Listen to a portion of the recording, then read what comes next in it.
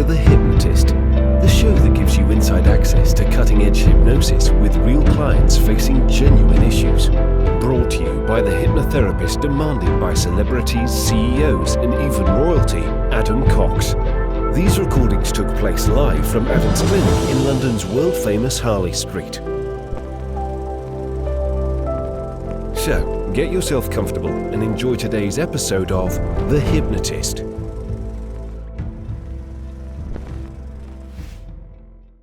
Hi, it's Adam here. You're about to listen to a hypnosis session about quite a specific fear or insecurity. And I was working with a client that had recently been married and was planning a family. And one of the things that they were considering is having a family that was combined of biological children and adopted children.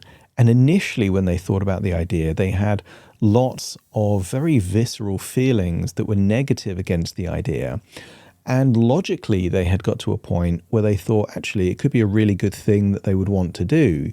This is the hypnosis session to help them fully accept that there would be challenges connected with that path, but they have the capabilities and resources to more than meet that particular challenge.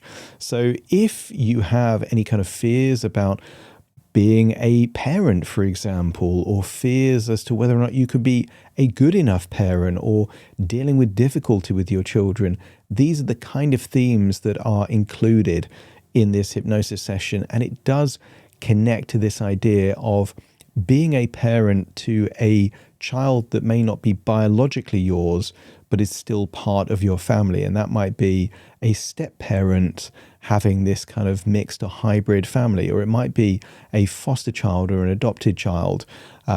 These are the kind of things that get connected to this session. Now, in the past, I would have talked about offering a free consultation call to anyone interested in working with me. I no longer offer free consultation calls. All consultation calls are paid.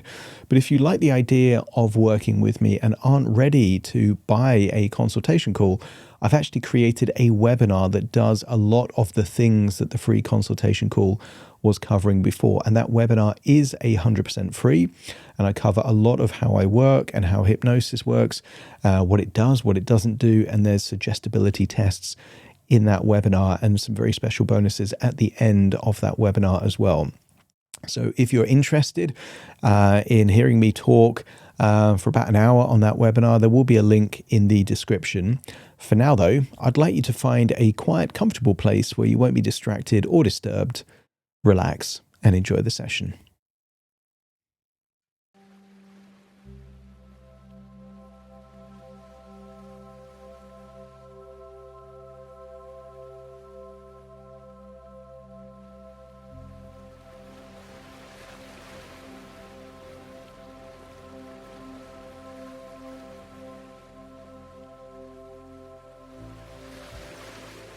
Take a deep breath in.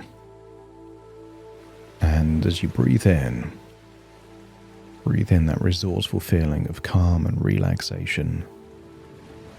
And as you exhale, that's it. Just allow your eyelids to feel heavy. And with your eyes closed, notice how much easier it becomes to focus on the sound of my voice.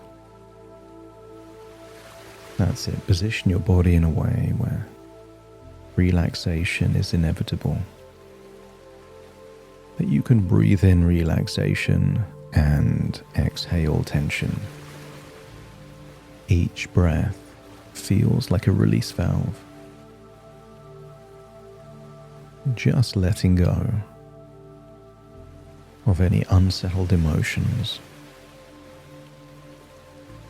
And the deeper you breathe, the more relaxed you feel. And the more relaxed you feel, the deeper you breathe. As your body relaxes, your imagination awakens.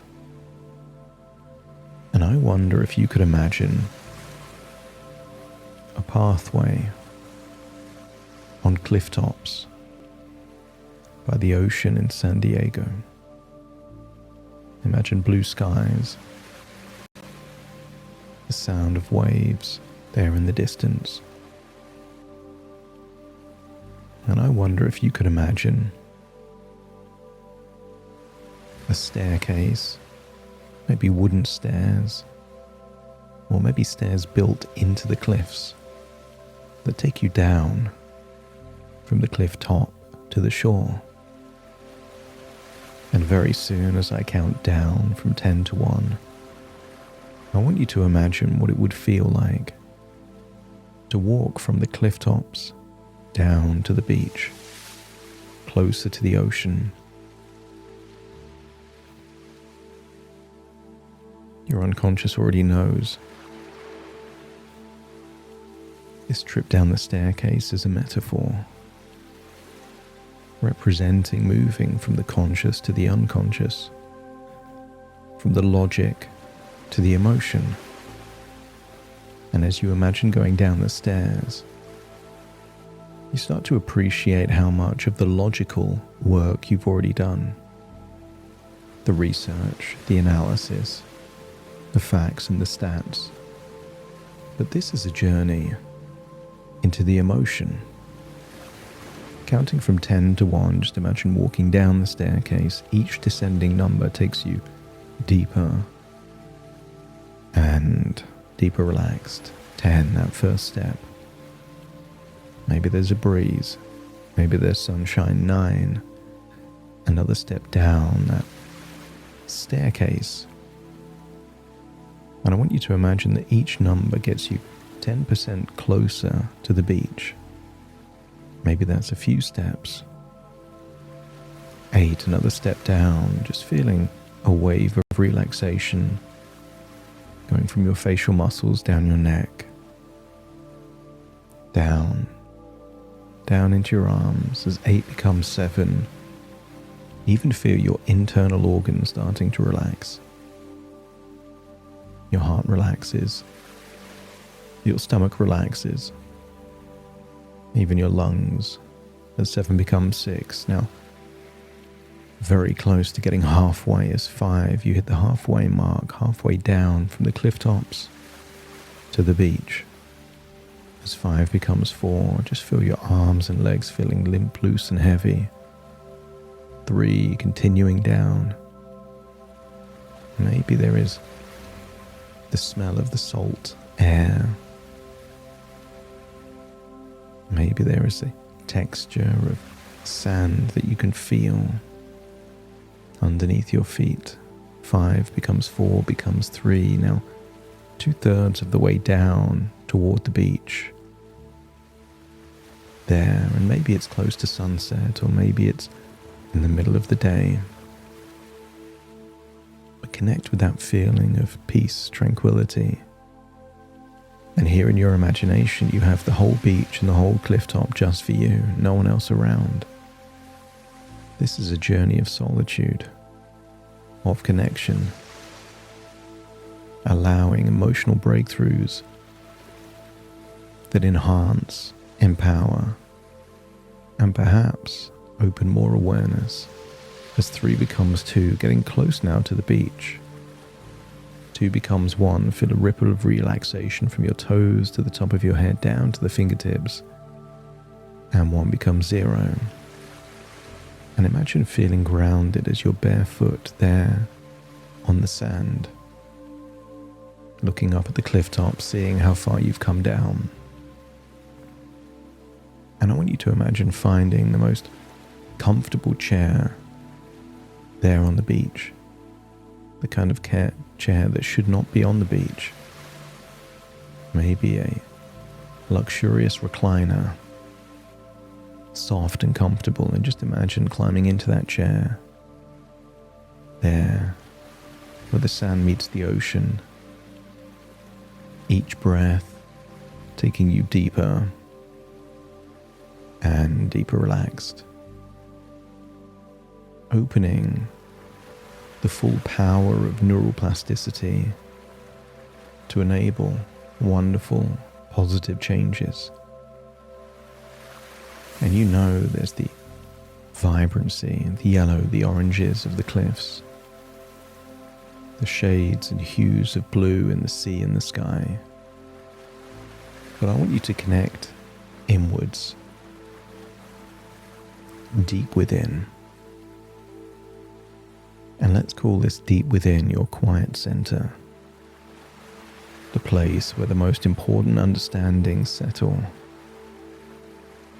That thoughts become ideas, ideas become beliefs, and beliefs become natural ways of thinking. And you've wondered many times about what love actually is. Because there's a version of love that arrives automatically, without effort. And there is another love that is built deliberately, day by day, through presence and attention, that accumulation of shared experiences.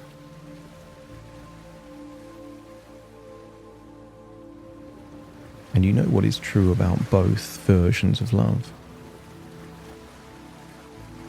That neither is deeper than the other by nature.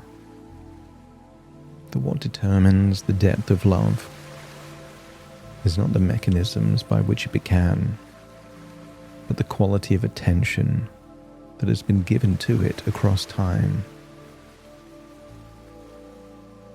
And you already know this from direct experience. Because the love you feel for those, maybe a nephew, a dog, a pet, but those who did not come from you, but came into your life and lodged themselves there regardless, help make you understand without preparation that your heart and your capacity for love perhaps was larger than you had estimated it to be. That was not a smaller love, because it was not biological, it was simply love, full and real, and entirely yours. And every father who has ever held a child in their arms for the first time, regardless of how that child came to be in his arms, has connected with a very special shift. The particular shift that happens when responsibility fuses with devotion. When the abstract idea of a child becomes this specific, irreplaceable person who needs you, and who you discover you are willing to reorganize yourself entirely to serve.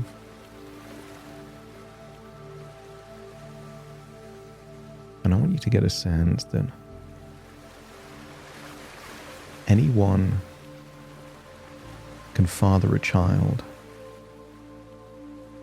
Anyone that produces sperm has that capacity. But very few have the capacity, through choice, decisions, intentions, to truly be the father. And I wonder if there's a part within that already knows that you have the capacity to love, and that love will exist for every child in your family. And it won't require manufacture, affirmations, or effort. It will grow naturally from the same source that genuine love has always grown from. Presence, commitment, and the simple daily practice of showing up and doing what needs to be done. Because love is what you do, not only what you feel. and the bonds you build through presence and commitment, they can grow to full depth every time with every child who becomes yours.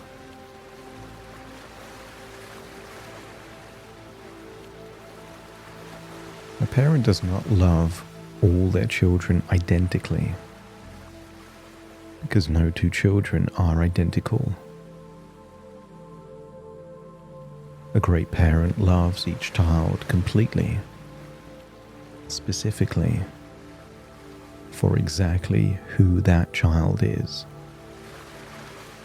And that completeness is the same for each one, regardless of how they arrived. And you could think of it the way a craftsman thinks about their work, that every piece they produce receives their full attention, complete skill, entire care. And the fact that one piece was made with different materials or began in different circumstances doesn't mean it receives a fraction of what another received. It receives everything, because everything is what this craftsman brings to every piece that they work on. And the children in your family will be different from each other in the ways all children are different from each other. Personality, temperament, interests. In the specific ways they need to be loved and challenged and supported. And that ability to be flexible, intuitive, and not to treat them identically, but to treat each of them completely. And your unconscious already understands how to do this, because it understands that complete love is not a finite resource. There is no zero-sum game here. Complete love multiplies. It does not divide. Every child you love adds to the total, rather than reducing anyone else's share. It's one of the genuinely counterintuitive facts of parenthood. The more you love, the more love you have to give.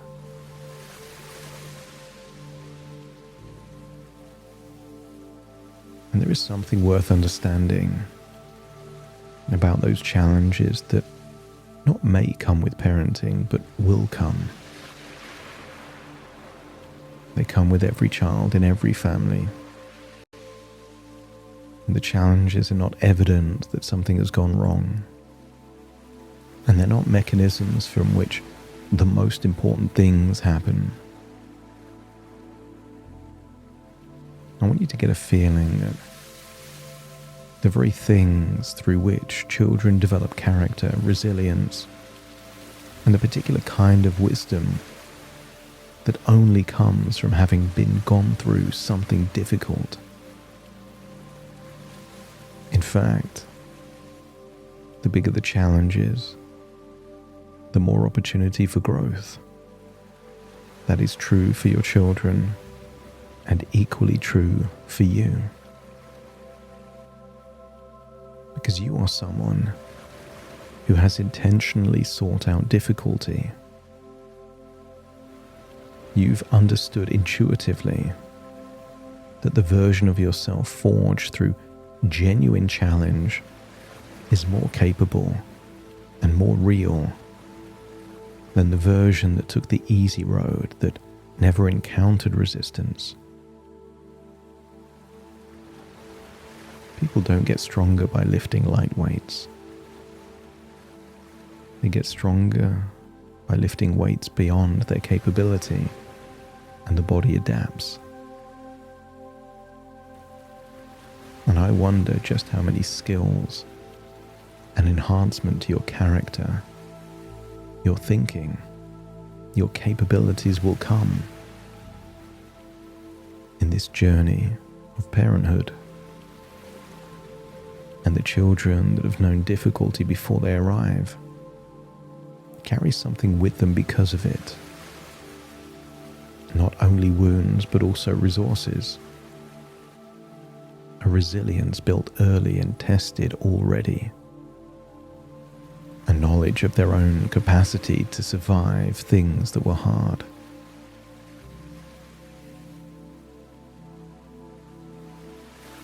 You will be asked to fix what they carry. You will be asked to accept, to understand, to help them manage their own path through their journey, to help them become strong, capable, perhaps even formidable. And the moments of greatest difficulty in your family's life together, those misunderstandings, the friction, the conversations that are hard to begin and even harder to finish, these are not failures of the family. They are the family becoming stronger. Bonds and boundaries being tested and discovered. And there is no bond quite as durable as the one that has been tested and has been held. Consider a great tree. Not a young one, but an established one. The kind of tree that has been in place long enough to have developed roots that go deep and wide below the surface. Roots that hold through weather that would overturn something shallower. The tree does not ask how each branch came to exist before it decides how much water to send to it. It sends everything it has to every branch through the same root system, the same resources, the same stability, the same capacity to hold even in the kind of weather that tests what the roots are made of. And you can't control the branches.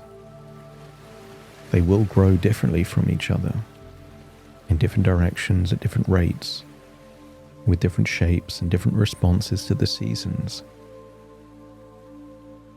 But the tree is beautiful, not by being perfectly symmetrical, but by having balance with all of its differences. The tree provides the conditions in which every branch can become fully what it is and what it's meant to be. And you are building this tree. The roots are the values and the commitment and the daily presence that will go deeper with every year.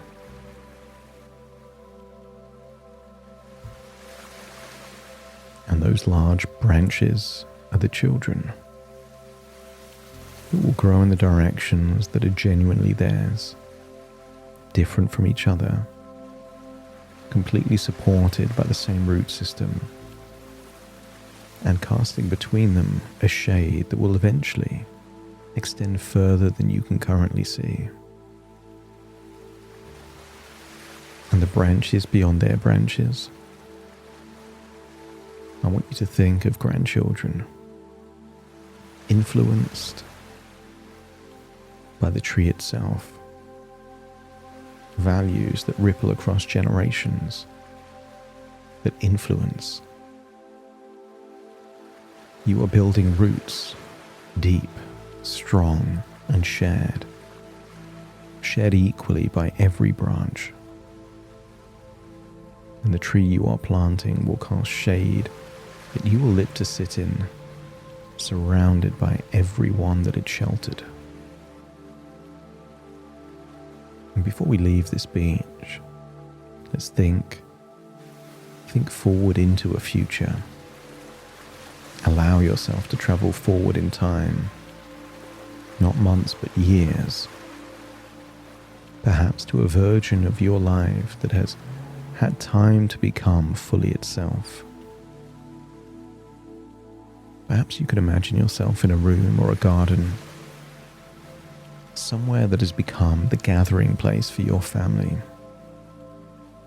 And around you are the people who are yours, not because of blood alone, but because of years of presence, of meals shared, of difficulties navigated, of laughter that has built a specific texture between people who know and care for each other deeply.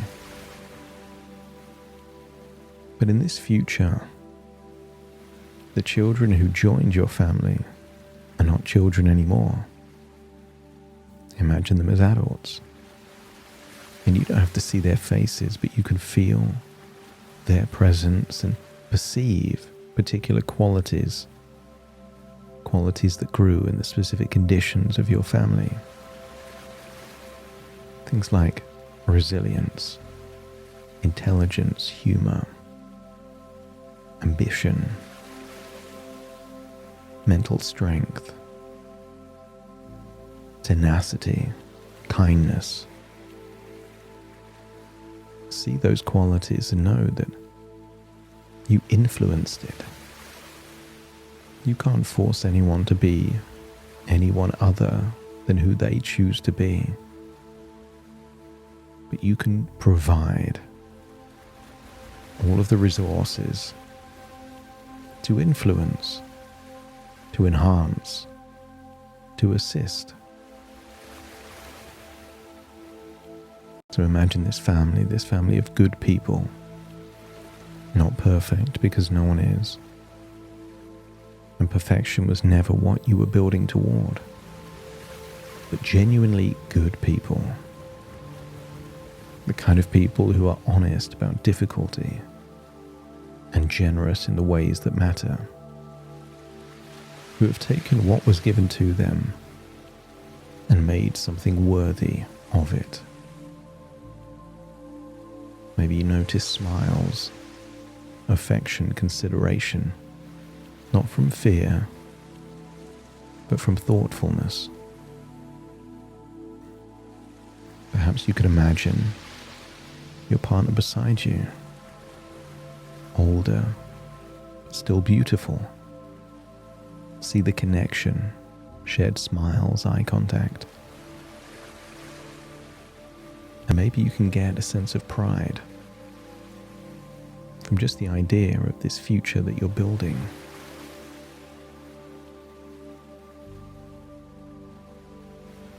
And just allow any insights, any thoughts to ripple back from that idea of the future all the way back to the present. And feel that your unconscious is unlocking any resources required to move toward that future and melting away any fears. Not because fears aren't valid, but because fears are manageable. You can mitigate them. You can prepare. And you can reduce the probability of those fears by controlling what's in your sphere of influence and influencing and accepting that which is not. Allow all of this insight and wisdom to ripple back into your present. And then imagine leaving that comfy recline chair there on the beach. And I want you to imagine you're now wearing clothing suitable to swim. But I want you to see some marks like dirt or mud or grime there on your skin. These are the remnants of old beliefs, old ideas that you don't hold anymore. But there's just some residue still on you. So imagine swimming in the ocean and washing all of those old beliefs old narratives, old stories away that just don't serve you anymore. And when you leave the ocean, notice how clean you are. That those old stories, beliefs, and narratives just aren't on you anymore. They're diluted to nothingness there in the ocean. And then imagine it's time to leave the beach, climb up towards the cliffs. As you start to prepare to return to the present with a new sense of clarity, open-mindedness, perhaps even excitement as to the future that you're building, the tree that you're planting, and all the wonderful things that will come from that future. As you imagine climbing up that cliffside staircase, take a deep breath in through your nose and out through your nose. Just wiggle your fingers and wiggle your toes, connect and calibrate into the here and the now. As I now count from 1 to 10 to awaken you. Starting to count. 1, 2, 3, waking up. 4, 5, 6, more alert. 7, 8, open your eyes, open your eyes.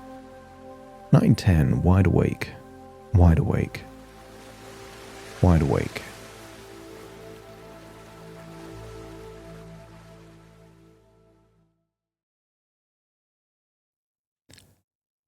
Thank you so much for joining me on today's episode of The Hypnotist. If you've enjoyed this episode or got some value from it, please give it a 5-star rating and review.